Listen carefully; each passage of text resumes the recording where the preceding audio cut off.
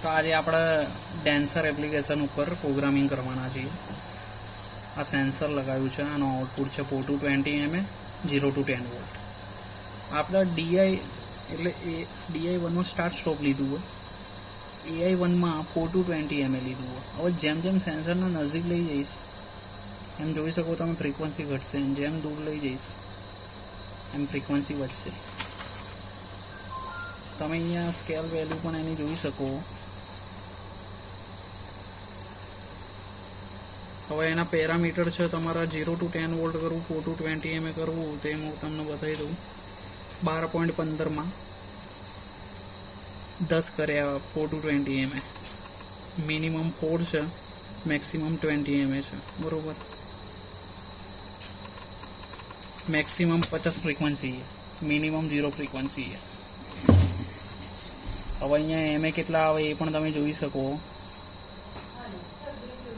અહીંયા જે scale value એ હું તમને બતાવું. વેઇટ,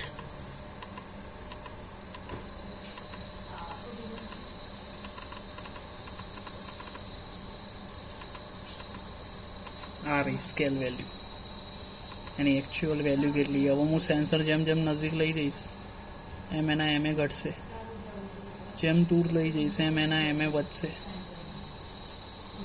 તમે અહીંયા પણ જોઈ શકો.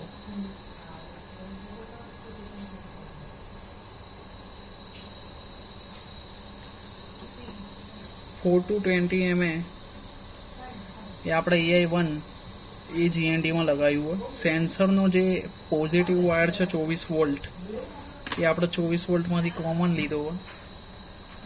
આપણે કોમન કરવા માટે આવું કનેક્ટર યુઝ કર્યા છે, બરોબર. અહીંયાથી લૂપિંગ કર્યા અને અહીંયાથી વાયર લીધો. Black wire 24 volt, black wire આમાં જોઈન્ટ કર્યો જોઈ શકો એના પોઝિટિવમાં.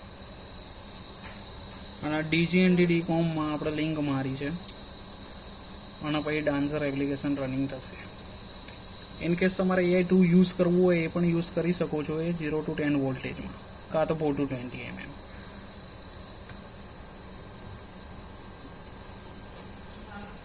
તમે જોઈ શકો AI1 આઉટપુટ છે સેન્સરનો, એ ડ્રાઈવનો ઇનપુટ બનશે AGND. એ જે સેન્સરનો કોમન છે એ AGNDમાં લાગશે. આ AI1 ને AGND.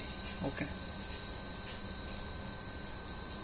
તો આવી રીતે ડાન્સર એપ્લિકેશન તમે કરી શકો છો.